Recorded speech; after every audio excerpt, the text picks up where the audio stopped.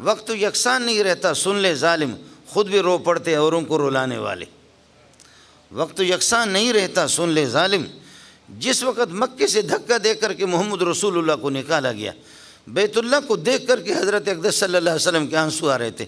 فرمایا کہ ما احبک وما اطیبک الیہ، اے مکہ تو مجھے کتنا محبوب ہے، تو کیسا پاکیزہ شہر ہے، لیکن اللہ میری قوم کو ہدایت دے دے، مجھے دھکا دے کر کے مدینہ مجبور کیا جا رہا ہے مدینہ جانے کے لیے۔ اور مدینہ کوئی رہنے کی جگہ نہیں ہے مولانا شفیق الرحمان، مدینہ جیسے بیکار علاقہ کائنات میں کوئی بھی نہیں تھا۔ اس کو مدینہ نہیں کہتے تھے، اس کو یثرب کہتے تھے۔ مدینہ جیسے بیکار علاقہ پوری دنیا میں، مولانا زربان بیٹھے ہوئے علماء بیٹھے ہوئے مجھے ڈر بھی لگتا ہے، مدینہ جیسے بیکار علاقہ پوری دنیا میں نہیں۔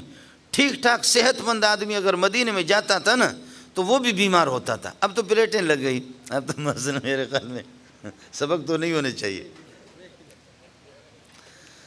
مدینہ میں اچھا خاصا آدمی اگر جاتا تھا بیمار ہوتا تھا۔ جب مدینہ آپ گئے، حضرت ابوبکر اور حضرت بلال یہ حضرات جب گئے تو بلال کے وہ اشعار اگر آپ کو سناؤں تو آپ بھی روئیں گے۔ ابوبکر وہ رات کو خود اٹھ کر کے ابوبکر بھی روتا تھا کہ اے مکہ سے ہمیں کس طرح نکالا گیا، کس وبا اور بیماریوں کی جگہ پر ہم لوگ آ گئے، روتے تھے، باقاعدہ ان کے اشعار ہیں۔ تو رسول اکرم صلی اللہ علیہ وسلم نے باقاعدہ خود دعا فرمائی، اللہم انقل حماہ الی الجوفۃ، اے اللہ ہم مدینہ میں آ گئے، اے اللہ اب مدینہ وبا اور بیماریوں کی جگہ نہ رہیں، اس کی جتنی بھی بیماریاں جوفہ کے اندر منتقل کر دو۔ تو حضرت کی دعاؤں سے وہ ساری بیماریاں مدینہ میں گئے۔ اور اس وقت حافظ ابن قیم فرماتے ہیں کہ اللہ کی قسم بہت سے مریض دنیا کے بڑے بڑے طبیبوں نے ان کو جواب دیا کہ تمہارا علاج کہیں بھی نہیں ہے، وہ مدینہ میں آگے اجوک کھجور کھاتے رہے اور آب زمزم پہ سورہ فاتح 7 مرتبہ پڑھ کر کے میں نے دم کر کے دیا ہے۔ اس کے بعد ڈاکٹروں کے پاس طبیبوں کے پاس گئے، طبیب کہتے بیماری کا نام و نشان نہیں ہے، اب مدینہ جیسے صحت کے اعتبار سے کوئی جگہ ہی نہیں ہے۔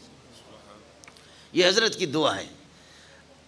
یہ پتہ نہیں ہمارے ساتھیوں کو اللہ ان کو بھی ہدایت نصیب فرمائیں، کہتے کہ جی چمچ سے کھاؤ اور اللہ آپ کا بھلا کریے کہ جراثیم ہیں، اور اسی طریقے پر یہ ہے کہ ایک ساتھ نہ کھاؤ، ہر ایک اپنا پلیٹ الگ الگ لے لے جراثیم، کوئی جراثیم مراسیم نہیں ہے۔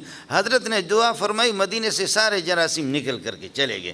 اللہم انقل حماہ الی الجوفۃ، یہ جراثیم مراسیم کا مسئلہ ہوتا تو تبلیغی سب سے زیادہ بیمار ہوتے، کوئی بیمار نہیں ہے۔ ایک ہی بڑا سا تھال ہوتا ہے، 50 تبلیغی اس میں کھاتے، کوئی بھی تبلیغی بیمار نہیں۔